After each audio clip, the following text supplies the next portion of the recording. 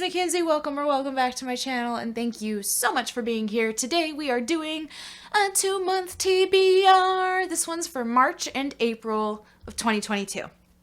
We're here. We did it. I'm filming this TBR just a bit early in the hopes and anticipation that I finish my entire February TBR. I honestly don't know if that's going to happen. So this TBR might change ever so slightly, but I don't want it to. My overall goal is if I don't finish something on the TBR, then it goes off of the TBR for a little bit. I'm not going to keep rolling it over, you know? Because that's just not going to help anybody. It's just going to make my TBR infinitely bigger, and then I just end up having my whole physical TBR on my TBR. You know, it's a lot. All right, so I've kind of split them up into a few different categories. Some of these books I am going to be doing special videos for, so you can keep an eye out for those coming out in the following months, either March or April. Some of them I am just trying to get through. And some of them I thought it would be the perfect time to read, like this one. This one is The First 10 Years by Joseph Fink and Meg Bashwiner. So this one follows two people who created a podcast together, who have been together for 10 years, and it is a story of their relationship, and each of them are telling the same story from their perspective without consulting the other one. So you kind of get their different points of view, the different things that each of them thought were important about that memory.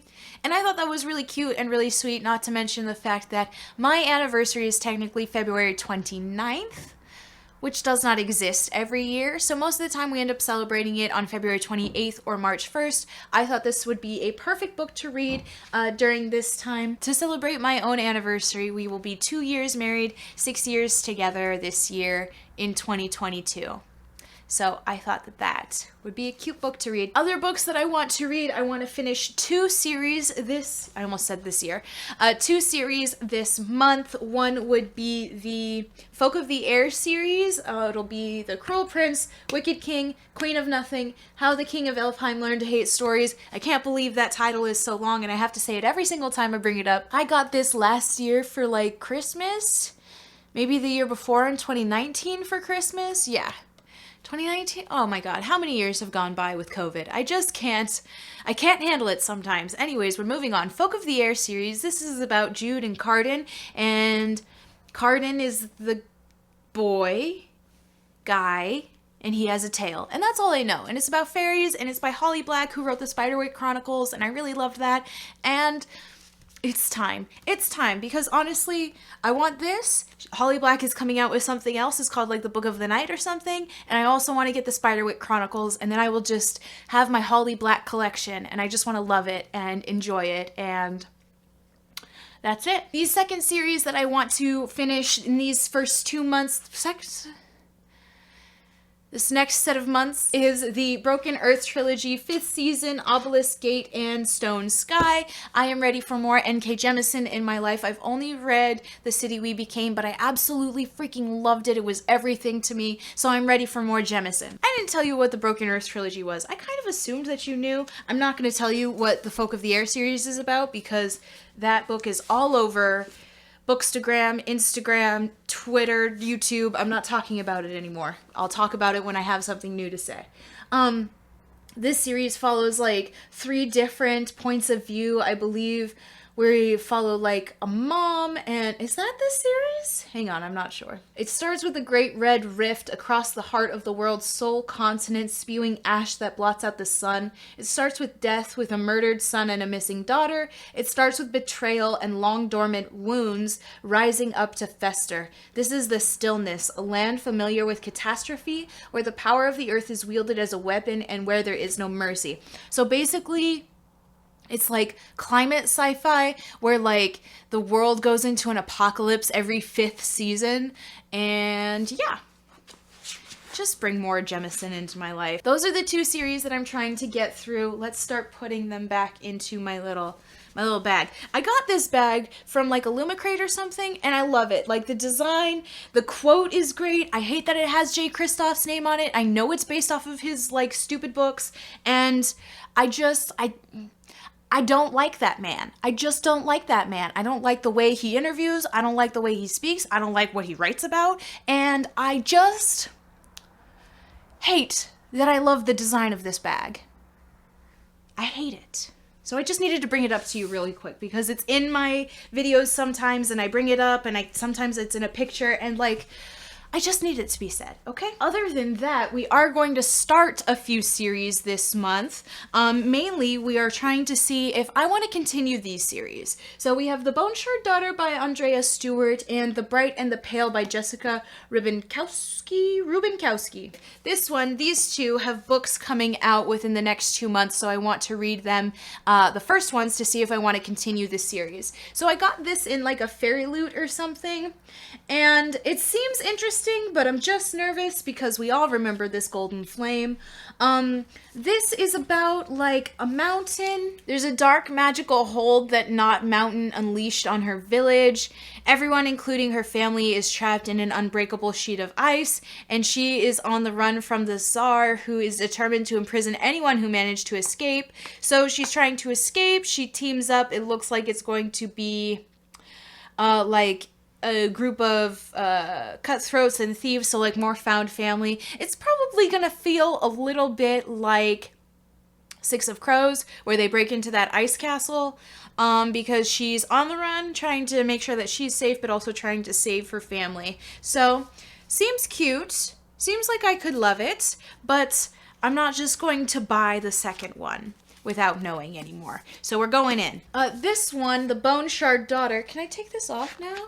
Let's take it off, now that I don't have nails. I want to know if I'm actually going to be interested in this. I don't want to keep something on my wish list, end up getting it, and not knowing if I even liked how it was set up. So this is about this magic system, this bone shard magic powering the animal-like constructs that maintain law and order. She's not supposed to be using magic, but she has magic, and she wants to be queen, basically. And, you know, I'm kind of here for it. The back doesn't give away too much. Is this person's name Jovis? It sure is Jovis. Is this Yeah. So it looks like it's multi-POV. I'm seeing 3 different perspectives so far. Possibly 4 or 5. It looks like it could be really interesting. I love a floppy. So if it's good, I'm going to get the second one in a floppy. Alright, the other first in a series that I'm so excited to start is Howl's Moving Castle by DIanna Wynne Jones. I love this movie. So when my husband and I got together dating, I hadn't seen any of the Miyazaki movies, so we watched basically all of them. Howl's Moving Castle was the first one that he showed me, and I fell in love with it. It's so beautiful. I watch it to go to bed every night, and like, you just...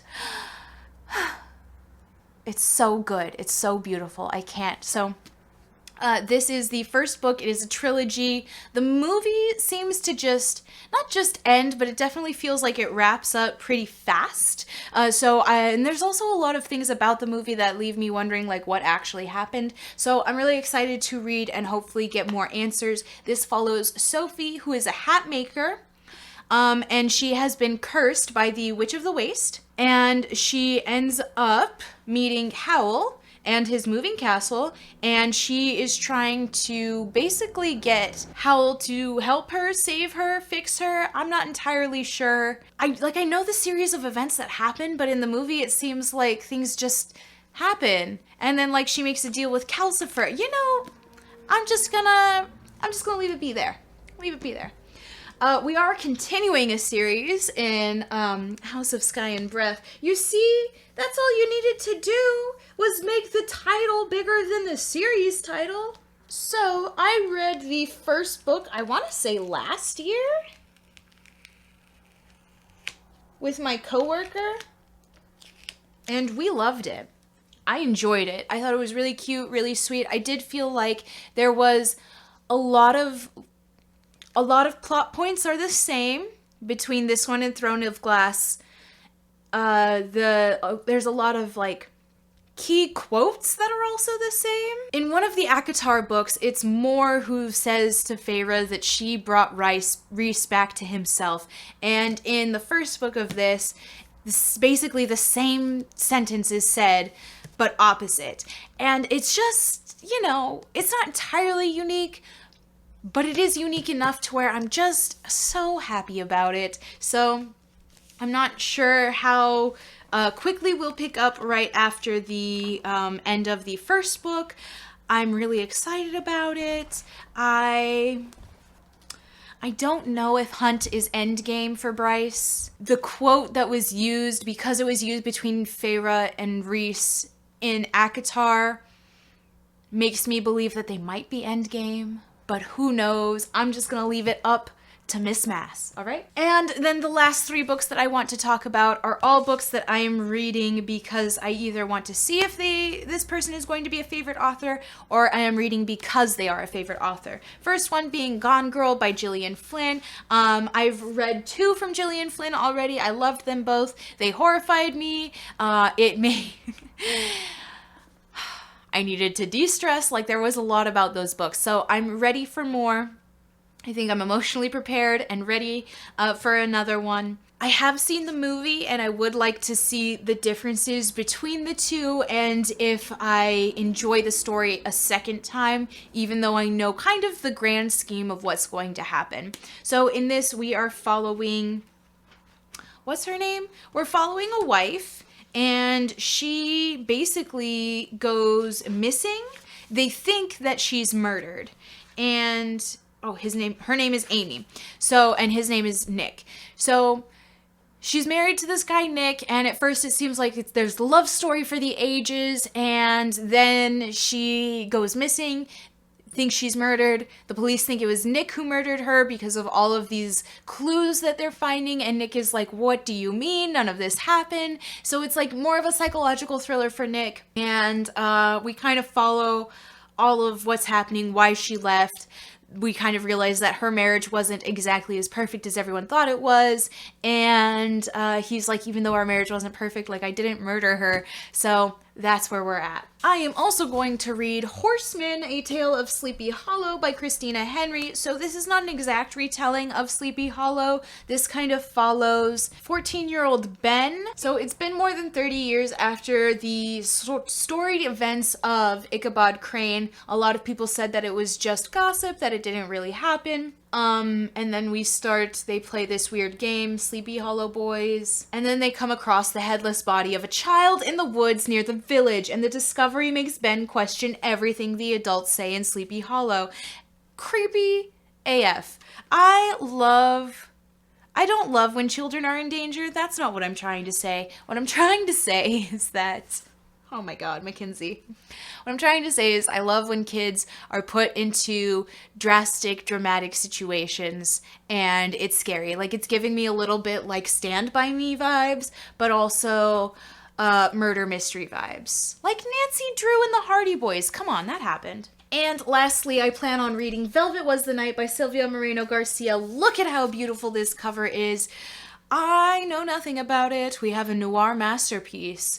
Hard to describe how much fun this novel is.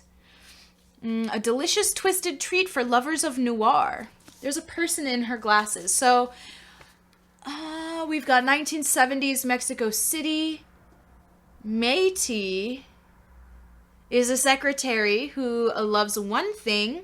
The latest issue of Secret Romance. Don't tell me anymore. I want to be surprised. All right, so that is all of the books.